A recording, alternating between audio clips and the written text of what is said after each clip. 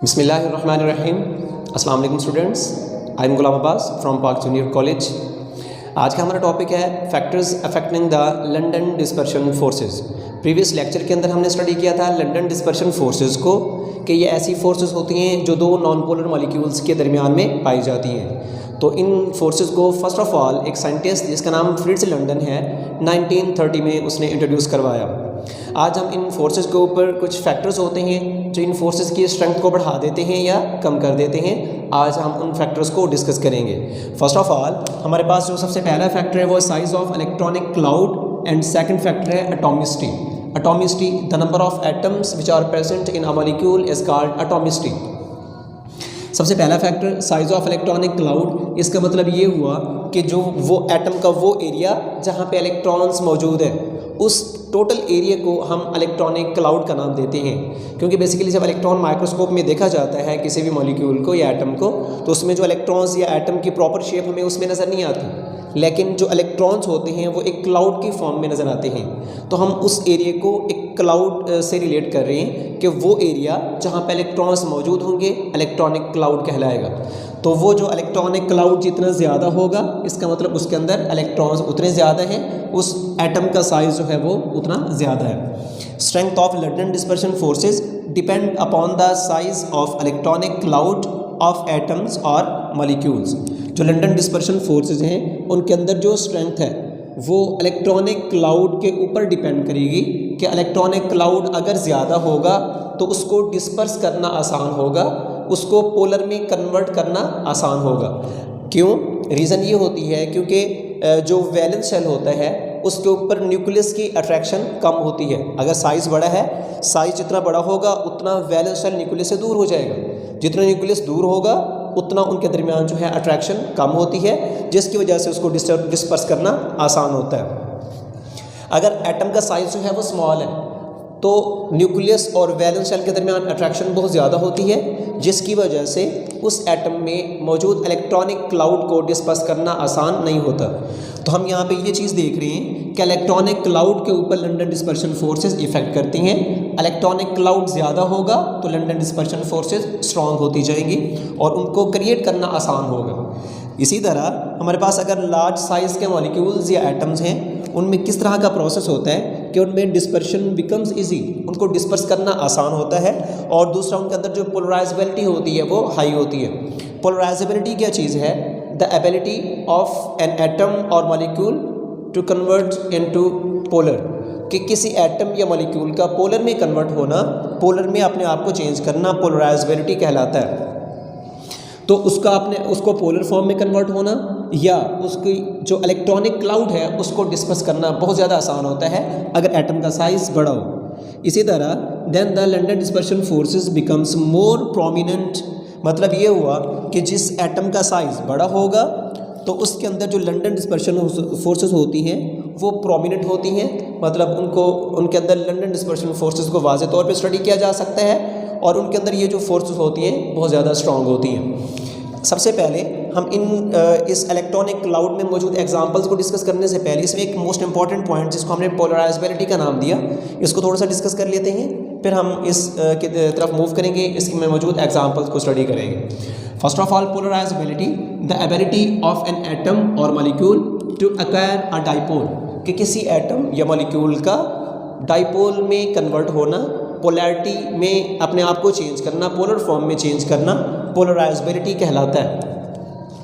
इसमें क्या होता है कि नॉन पोलर स्पीशीज़ जो हैं, क्योंकि ये लंदन डिस्पर्शन फोर्सेस हैं, इनके अंदर जितने भी मॉलिक्यूल्स होते हैं वो सारे के सारे नॉन पोलर होते हैं। वो नॉन पोलर किसी भी तरह से हो सकते हैं। फॉर एग्जांपल जैसा कि नोबल गैसेस हैं, noble gases totally non polar है क्योंकि इनके वैलेंस शेल्स कंप्लीट होते हैं। और इसी तरह जो होमोटॉमिक मॉलिक्यूल्स होते हैं जैसे H2Cl2 वगैरह, ये जितने भी मॉलिक्यूल्स हैं ये सारे के सारे नॉन पोलर होते हैं। तो मतलब नोबल गैसेस के दरमियान या नॉन पोलर मॉलिक्यूल्स के दरमियान, जैसा कि डायटोमिक मॉलिक्यूल्स हैं, इनके दरमियान जो फोर्सेस क्रिएट करने का प्रोसेस है वो फोर्सेस जो क्रिएट होती हैं वो लंदन डिस्पर्शन फोर्सेस कहलाती हैं। नॉन पोलर स्पीशीज़ एटम्स हो सकते हैं या फिर मॉलिक्यूल्स हो सकते हैं।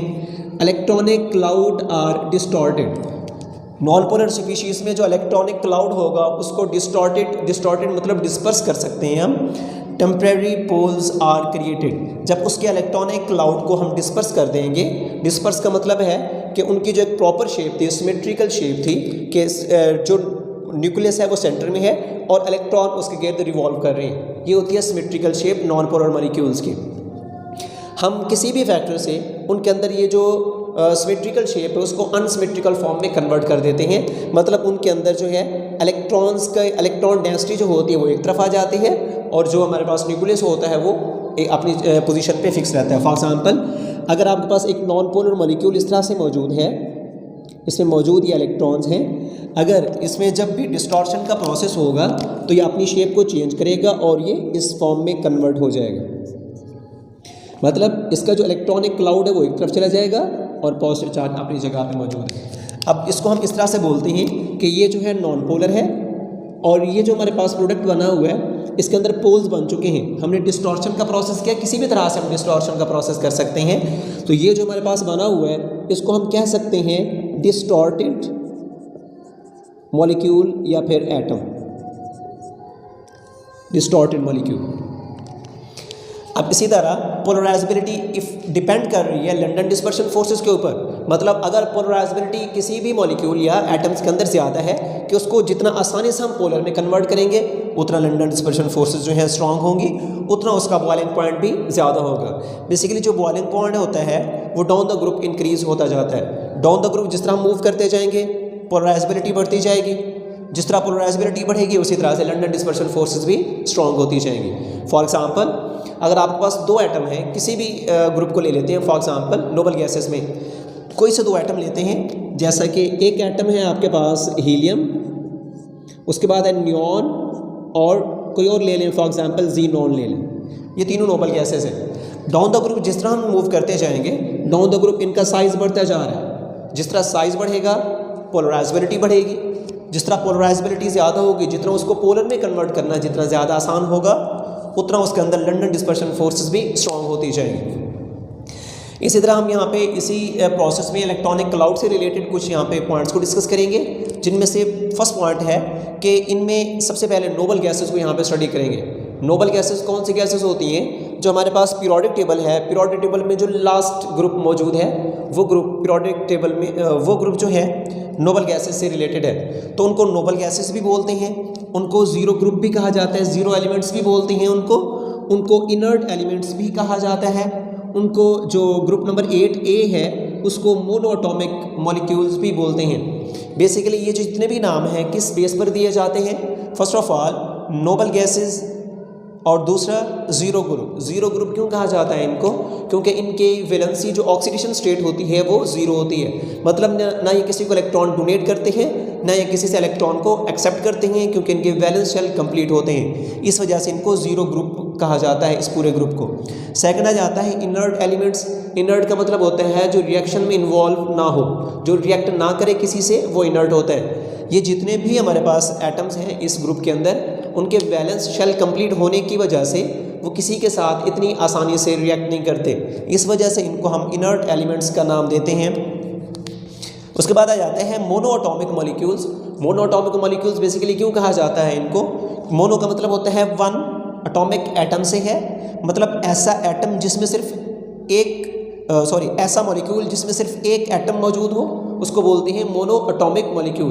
बेसिकली मॉलिक्यूल की डेफिनेशन जो हम करते हैं कि मॉलिक्यूल ऐसी स्पीशीज़ होती हैं जो सेपरेट एग्जिस्ट कर सके, उनको मॉलिक्यूल कहा जाता है। फॉर एग्जांपल H2, Cl2 ये सारे मॉलिक्यूल हैं, क्योंकि ये सेपरेट H2 हाइड्रोजन आपस में रिएक्ट करके अपनी ऑक्सीडेशन स्टेट को कंप्लीट करके वैलेंसी को कंप्लीट करने के बाद सेपरेट एग्जिस्ट कर सकते हैं। तो सेम इसी तरह से यही करैक्टर जो है इन नोबल गैसेस के अंदर पाया जाता है, क्योंकि इनके वैलेंस शेल कंप्लीट होते हैं, इनको किसी के साथ रिएक्ट करने की ज़रूरत नहीं पड़ती, इस बेस पर जो है हम इनको मोनोएटॉमिक मॉलिक्यूल का नाम देते हैं। उसके बाद इसकी कुछ करैक्टर हैं, कुछ प्रॉपर्टीज़ को हम यहाँ पे डिस्कस करेंगे। ग्रुप 8A एलिमेंट्स की प्रॉपर्टीज़ जिनको हमने नोबल गैसेस का नाम दिया, जिनमें से first of all boiling point के बॉइलिंग पॉइंट जो नोबल गैसेस का होते हैं इंक्रीजेस डाउन द ग्रुप। ये मैंने अभी यहाँ पे डिस्कस किया था कि जो बॉइलिंग पॉइंट होगा डाउन द ग्रुप इंक्रीज हो जाता है। रीज़न क्या होती है इसमें इंक्रीज होने की? क्योंकि जितना इलेक्ट्रॉनिक क्लाउड बढ़ेगा उतना उसके अंदर उसका साइज़ बढ़ेगा, जितना साइज बढ़ेगा पोलराइजेबिलिटी का प्रोसेस उतना जल्दी होगा, आसानी से होगा, और उतनी ही लंडन डिस्पर्शन फोर्सेस जो हैं वो स्ट्रॉन्ग होती जाएंगी। यहाँ पे कुछ एग्जांपल्स हैं, जैसा कि according to boiling point helium and radon. Helium का जो बॉइलिंग पॉइंट है -268.6 डिग्री सेल्सियस है। अब दूसरा जो रेडॉन है, हीलियम टॉप पे मौजूद है इस ग्रुप में, और रेडॉन जो है इसका लास्ट मेंबर है। रेडॉन का जो बॉइलिंग पॉइंट होता है वो है -61.8 डिग्री सेल्सियस। तो इनको अगर हम कंपेयर करें तो माइनस का साइन ये हमें शो करता है कि माइनस में जितना वैल्यू बढ़ती जाती है उतना उसका जो लेवल होता है वो डाउन होता जाता है। तो -268 जो है वो वैल्यू कम है बनस्पत -61 के। तो मतलब -61 जो है ये हायर वैल्यू है और -268 जो है ये लोअर वैल्यू है। तो इसका जो बॉइलिंग पॉइंट है हीलियम का ये सबसे कम है, और इसी तरह रेडॉन का जो बॉइलिंग पॉइंट है वो सबसे ज़्यादा होता है। ये जो है इसी से रिलेटेड आपके बुक में एक टेबल भी मौजूद है according to group 8A elements. इस टेबल की बॉइलिंग पॉइंट्स को आपने अच्छे से याद करने हैं। इस पॉइंट से MCQs भी आते हैं इस ग्रुप से अकॉर्डिंग टू बॉइलिंग पॉइंट। अब यहाँ पे सेकंड आ जाता है कि अगर हम एटॉमिक नंबर को यहाँ पे देखें तो एटॉमिक नंबर जो है increases down the group. Atomic number down the group increase होता जाता है। एटॉमिक नंबर के इंक्रीज होने की वजह से साइज बढ़ेगा। एटॉमिक नंबर बेसिकली क्या होता है? एटॉमिक नंबर होता है द नंबर ऑफ प्रोटॉन।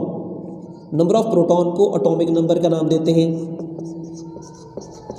अब हमें ये पता है कि किसी भी एटम में प्रोटॉन जितने भी होते हैं उतने ही उस एटम में इलेक्ट्रॉन्स पाए जाते हैं। मतलब proton is equal two electron. जितना प्रोटॉन बढ़ेंगे न्यूक्लियस के अंदर उतना ही न्यूक्लियस के बाहर इलेक्ट्रॉन्स भी बढ़ते जाते हैं। जितना इलेक्ट्रॉन्स बढ़ेंगे उतना एटम का साइज बढ़ेगा। जितना साइज बढ़ेगा उतना पोलराइजेबिलिटी जल्दी होगी, आसानी से उसके अंदर क्रिएट कर सकते हैं। और जितना पोलराइजेबिलिटी का प्रोसेस आसानी से होगा उतना उसके अंदर लंडन डिस्पर्शन फोर्सेस भी क्या हो जाएंगी, उसके अंदर स्ट्रॉन्ग होती जाती हैं। हमारे पास ये जो नोबल गैसेज हैं helium, neon, argon, krypton, xenon, radon, downward इनके अंदर जो प्रॉपर्टीज़ हैं यहाँ पे मैंने सारी 1 बाय 1 मेंशन कर दी हैं। फर्स्ट ऑफ ऑल साइज ये एरो क्या बता रहा है कि साइज इंक्रीज हो रहा है। डाउनवर्ड साइज इंक्रीज हो रहा है, पोलराइजेबिलिटी भी इंक्रीज हो रही है, लंडन डिस्पर्शन फोर्सेस भी इसके अंदर बढ़ती जा रही हैं, स्ट्रॉन्ग होती जा रही हैं, मेल्टिंग पॉइंट भी डाउनवर्ड बढ़ता जा रहा है, एंड बॉइलिंग पॉइंट भी डाउनवर्ड क्या होता जा रहा है, इंक्रीज होता जा रहा है। इन सब के अंदर रीज़न क्या आ जाती है? रीज़न यही साइज़ का इफेक्ट है कि जिस तरह से साइज बढ़ेगा पोलराइजेबिलिटी का प्रोसेस आसानी से होगा, बाकी सारे फैक्टर उसी से फिर रिलेट करते हुए इंक्रीज होते जाएंगे। नेक्स्ट है dispersion of electronic cloud more and more easy. मतलब जितना इलेक्ट्रॉनिक क्लाउड को डिस्पर्स करना आसान, जितना इलेक्ट्रॉनिक क्लाउड ज़्यादा होगा उतना उसको डिस्पर्स करना आसान होगा। इसी तरह जितना इलेक्ट्रॉनिक क्लाउड को डिस्पर्स करना आसान होगा उसी तरह से पोलराइजेबिलिटी इंक्रीज होगी, उसी तरह से लंडन डिस्पर्शन फोर्सेस भी इंक्रीज होती जाएंगे। जितने भी हमने यहाँ पे फैक्टर्स स्टडी किए हैं इसके अलावा भी कुछ फैक्टर्स हैं जो इन ग्रुप 8A एलिमेंट्स के ऊपर अकॉर्डिंग टू ग्रुप अप्लाई होते हैं, जिनको मैंने यहाँ पे जो है इकट्ठा यहाँ पे लिख दिया है। देखें, सबसे बेसिक इफेक्ट किस चीज़ का है? साइज़ का। Size is directly proportional to the polarizability. जितना साइज़ बड़ा होगा उतना पोलराइजेबिलिटी का प्रोसेस आसानी से होगा, और जितना पोलराइजेबिलिटी आसानी से होगी उतना लंडन डिस्पर्शन फोर्सेस स्ट्रॉन्ग होती जाएंगी। और लंडन डिस्पर्शन फोर्सेस क्या है? Directly proportional to the melting point. जितना फोर्सेस स्ट्रॉन्ग होती जाएंगी उतना मेल्टिंग पॉइंट ज़्यादा होगा। मतलब अगर हम उस कंपाउंड को मेल्ट करना चाहते हैं तो मेल्ट करने के लिए हमें ज़्यादा टेम्परेचर चाहिए होगा। बॉइलिंग पॉइंट इसी तरह से बढ़ता जाएगा। Del HS molar heat of sublimation, S से सब्लिमेशन है, S ये बता रहा है सब्लिमेशन के प्रोसेस को। सब्लिमेशन और F का मतलब क्या है? फ्यूजन, और V का मतलब है vaporisation. Molar heat of sublimation के किसी भी कंपाउंड को जो आपके पास सॉलिड में मौजूद है उसको डायरेक्टली वेपर में जो हम कन्वर्ट करते हैं ये प्रोसेस कहलाता है सब्लिमेशन का। तो सब्लिमेशन का प्रोसेस भी इसमें इंक्रीज हो जाएगा। Molar heat of fusion, fusion का मतलब होता है मेल्ट करना। अगर आप किसी चीज़ को मेल्ट करना चाहते हैं, फॉर एग्जांपल नोबल गैसेज हैं जो कि सॉलिड में लास्ट मेंबर्स मौजूद होते हैं। डेल HF जो कि मोलर हीट ऑफ फ्यूजन है, ये फ्यूजन का प्रोसेस जो है अगर किसी चीज़ को हम फ्यूज़ करना चाहते हैं, मेल्ट करना चाहते हैं, तो वो प्रोसेस भी क्या होता जाएगा? Strong is directly proportional to the molar heat of vaporization. अगर आप उसको वेपर की फॉर्म में कन्वर्ट करना चाहते हैं तब भी आपका अगर उसके अंदर लंडन डिस्पर्शन फोर्सेस स्ट्रॉन्ग है तब भी हमें ज़्यादा हीट देनी पड़ेगी उसको वेपर में कन्वर्ट करने के लिए। उसके बाद नेक्स्ट हमारा ग्रुप है group 7A elements. 7A element basically इसमें हैलोजेंस होते हैं, जिसमें फ्लोरीन, क्लोरीन, ब्रोमीन और आयोडीन इसके अंदर मौजूद होते हैं। हम इस ग्रुप को हैलो ग्रुप का नाम देते हैं। और ये जो हमारे पास एटम्स होते हैं ये अकेले एग्जिस्ट नहीं कर सकते, क्योंकि इनके वैलेंस शेल कंप्लीट नहीं होते, क्योंकि ये 7A ग्रुप में से हैं। मतलब इनके आखिरी शेल में जो वैलेंस शेल होता है उसमें 7 इलेक्ट्रॉन्स मौजूद होते हैं। तो ऑक्टेट के कंप्लीट होने के लिए इनको एक इलेक्ट्रॉन की रिक्वायरमेंट रहती है, जिसकी वजह से ये आपस में कोवलेंट बॉन्ड के जरिए एक दूसरे के साथ अटैच होते हैं और मॉलिक्यूलर फॉर्म में ये एग्जिस्ट करते हैं। तो ये हमारे पास ये जो हैं दो एटम्स जब आपस में मिलते हैं, फॉर एग्जांपल एक फ्लोरीन का एटम है, ये मिलते हैं दूसरे फ्लोरीन के एटम से, F और F दोनों ने अपने एक एक इलेक्ट्रॉन को यहाँ पे शेयर किया और इससे बन जाएगा F2। इसमें दो एटम्स हैं, ये जो मॉलिक्यूल बना हुआ है दो एटम्स से मिलकर बना हुआ है, हम इसको नाम देते हैं डाई एटॉमिक मॉलिक्यूल। इसमें बेसिकली ये जितने भी हैं हमारे पास हैलोजेंस हैं, इनमें जो एटम्स होते हैं वो सिमिलर एटम्स होते हैं। सिमिलर एटम्स के अंदर इलेक्ट्रोनेगेटिविटी का जो डिफरेंस होता है वो हमेशा ज़ीरो आता है।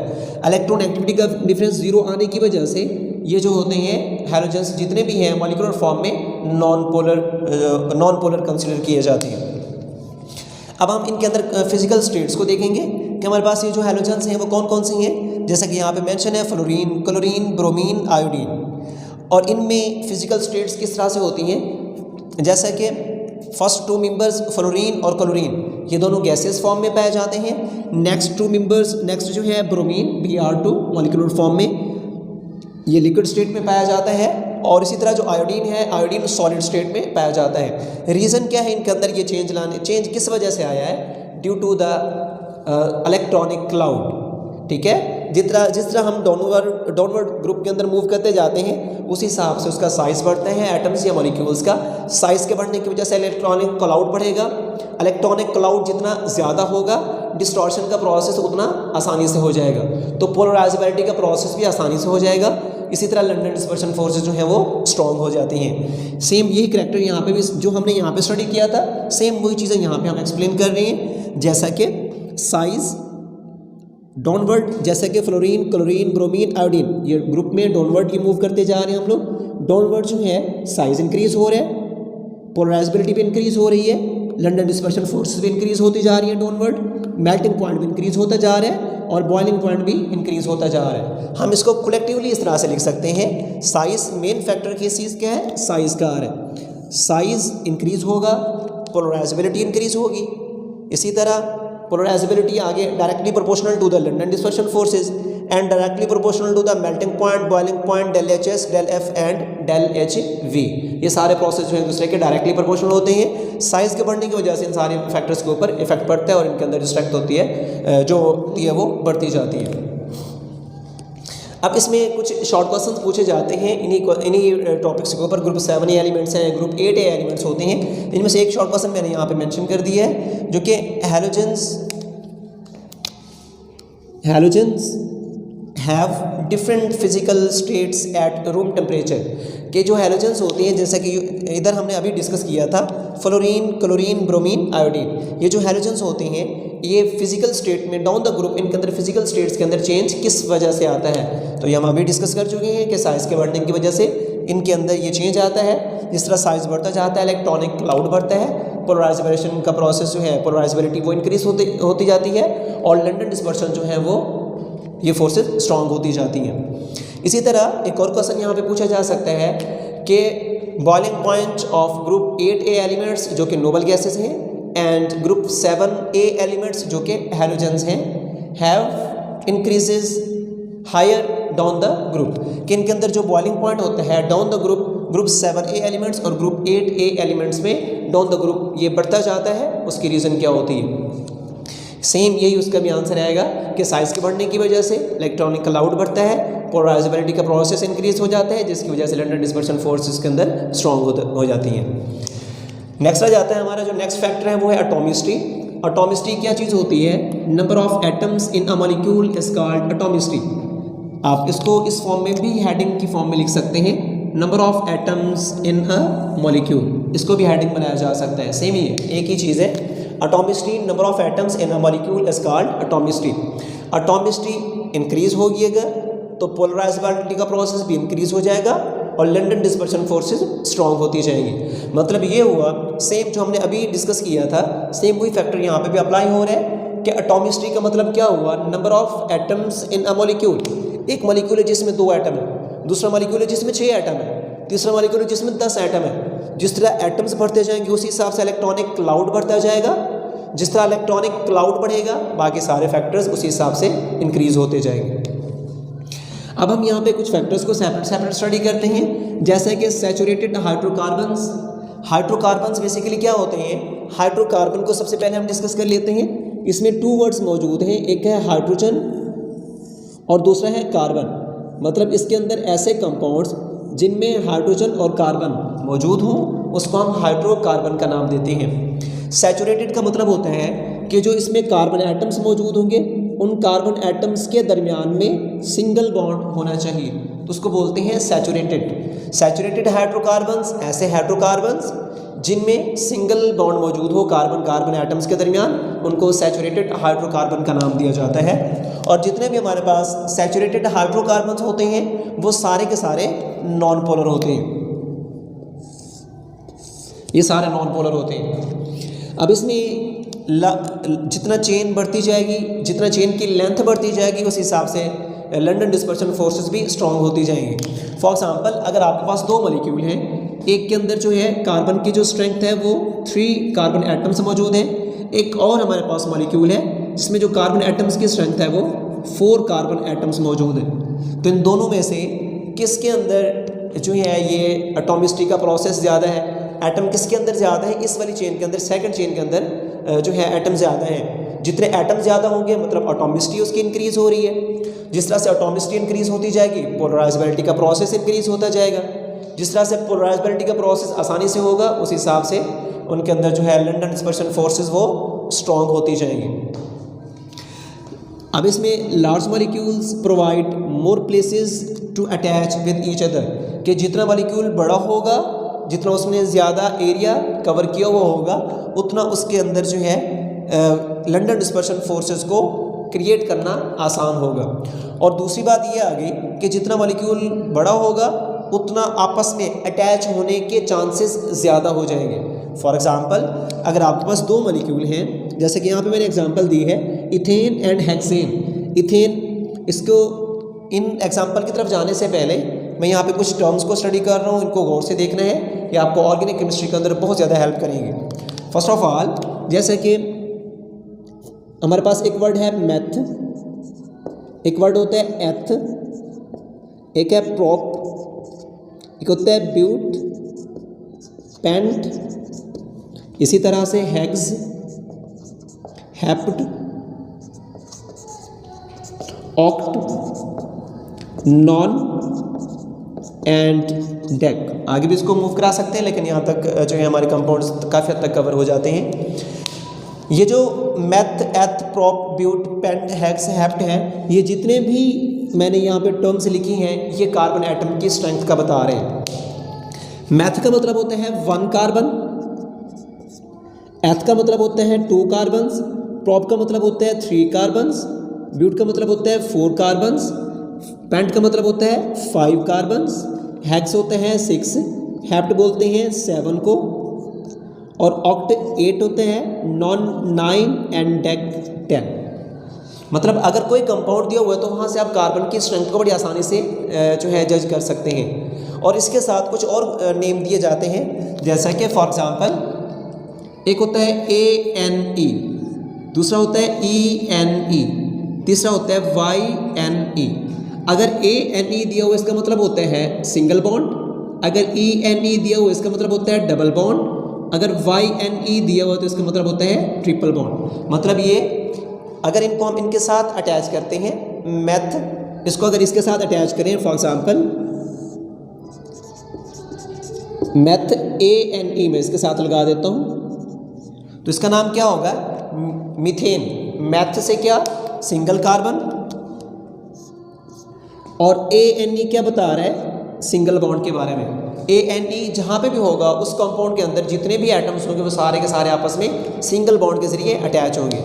तो इनमें जो कार्बन है, मैथ का मतलब एक ही कार्बन है, एक ही कार्बन अदर एटम्स के साथ, जैसे कि हम हाइड्रोकार्बन में हाइड्रोजन को साथ इसके अटैच करते हैं, तो ये जो एटम होगा इसके साथ अटैच होगा वो सिंगल बॉन्ड के जरिए अटैच होगा। मैथ एक कार्बन वाले को बोलते हैं, अगर ANE लगा दिया तो मीथेन हो जाएगा। अगर एथ का मतलब 2 कार्बन से, आप देखें इसी चीज़ को सामने रखते हुए यहाँ पे हम इसको अप्लाई करते हैं। हमारे पास एग्जाम्पल्स के अंदर इसके नाम दिए हुए हैं, जैसा कि एक वर्ड है स्टार्ट पे एथ और साथ है ANE। एथ का मतलब मैंने बताया था, एथ का मतलब क्या होता है, 2 कार्बन इसके अंदर मौजूद हैं। फॉर एग्जांपल ये 2 कार्बन, ANE के इनके दरमियान सिंगल बॉन्ड मौजूद है। तो इसी तरह अगर हम हेक्सेन को देखें तो हेक्स का मतलब क्या होता है, यहाँ पे 6 होता है कि 6 कार्बन एटम्स आपस में इस तरह से अटैच हैं, और ANE क्या बता रहा है कि इनके दरमियान में ये सिंगल बॉन्ड मौजूद है। तो मतलब ये हुआ कि इसमें जितना एटम्स ज़्यादा होंगे उतना इलेक्ट्रॉनिक क्लाउड ज़्यादा होगा, जितना इलेक्ट्रॉनिक क्लाउड ज़्यादा होगा उतना उसके अंदर जो है पोलराइजेबिलिटी का प्रोसेस आसानी से होगा, उतना लंडन डिस्पर्शन फोर्सेस स्ट्रांग होती जाएंगी, उतना उनका बॉइलिंग पॉइंट ज़्यादा होगा। मेन फैक्टर जो हम बॉइलिंग पॉइंट को स्टडी कर रहे हैं यहाँ पे, इसमें देखें इथेन का बॉइलिंग पॉइंट है -88.6 डिग्री सेल्सियस, और हेक्सेन का जो बॉइलिंग पॉइंट है वो है 68.7 डिग्री सेल्सियस।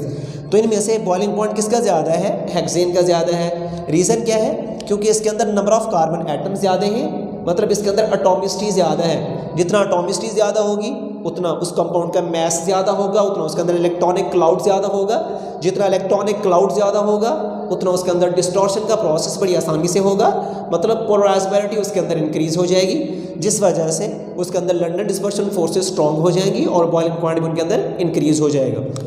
इसी तरह atomicity is directly proportional to the molecular mass, कि जितने एटम ज़्यादा होंगे किसी कंपाउंड में उतना उसका मॉलिक्यूलर मास ज़्यादा होगा, और जितना मॉलिक्यूलर मास ज़्यादा होगा उतना उसके अंदर पोलराइजेबिलिटी का प्रोसेस ज़्यादा होगा, और जितना पोलराइजेबिलिटी ज़्यादा होगी उतना उसके अंदर लंडन डिस्पर्शन फोर्सेस स्ट्रॉन्ग होगी, उतना मेल्टिंग पॉइंट ज़्यादा होगा, उतना बॉइलिंग पॉइंट ज़्यादा होगा, उतना molar heat of sublimation, fusion and vaporisation के प्रोसेस भी उसी हिसाब से इंक्रीज होते जाएंगे।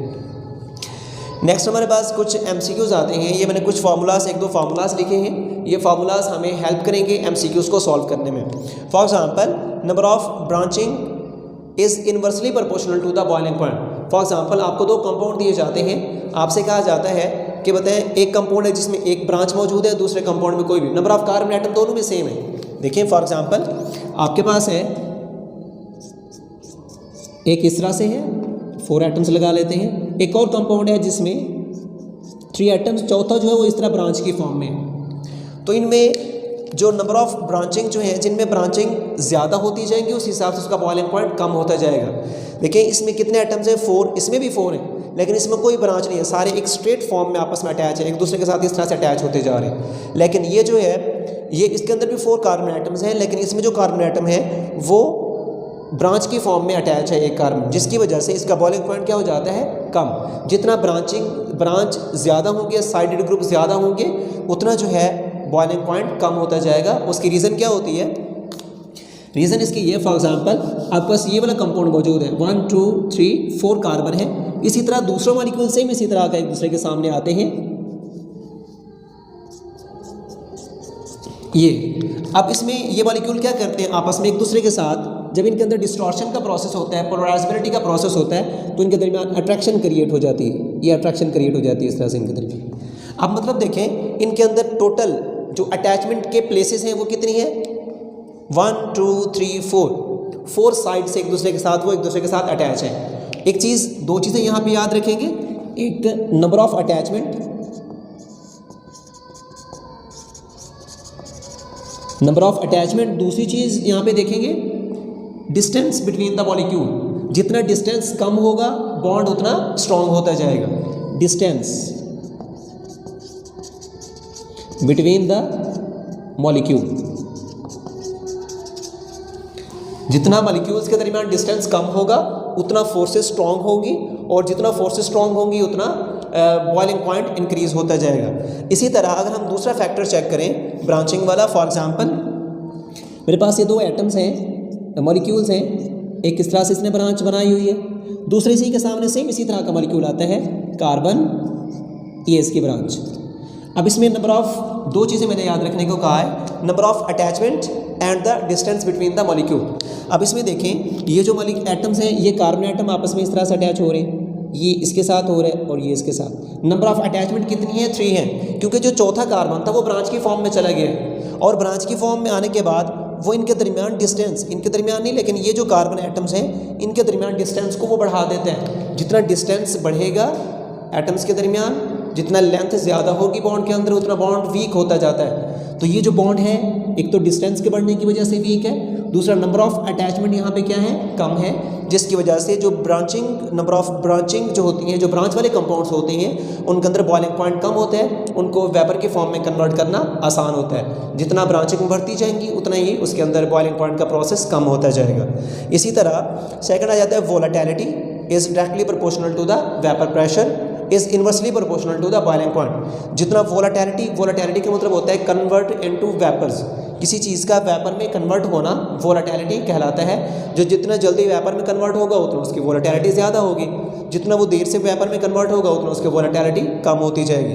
Is directly proportional to the vapour pressure, जितना कंपाउंड वोलेटाइल ज़्यादा होगा, ज़्यादा वेपर बनाएगा, उतना उसका प्रेशर भी ज़्यादा होगा उन वेपर्स का, और उसी तरह उनका बॉइलिंग पॉइंट उसी हिसाब से कम होता जाएगा। इन पॉइंट्स के ऊपर इंपॉर्टेंट शॉर्ट क्वेश्चंस भी आते हैं, और इसी से रिलेटेड कुछ आपसे MCQs भी पूछे जा सकते हैं। फॉर एग्जांपल आपसे पूछा जा सकता है which one of the following have the highest boiling point. Point A में होगा hexane, point B pentane, point C decane, point D जो होगा वो है फॉर एग्जांपल ब्यूटेन। आपने इनमें से बताना है कि कौन सा बॉइलिंग पॉइंट जो है किस मॉलिक्यूल का ज़्यादा होगा। या आप लोगों ने इसका आंसर मुझे सेंड करना है, आप लोगों ने बताना है कि किसका बॉइलिंग पॉइंट ज़्यादा होगा, और उसमें रीज़न भी साथ मेंशन करेंगे कि किस वजह से ज़्यादा होगा। ओके, नेक्स्ट में इंशाल्लाह हम टॉपिक को स्टडी करेंगे हाइड्रोजन बॉन्डिंग। तब तक के लिए अपना ख्याल रखिए, अल्लाह हाफिज़।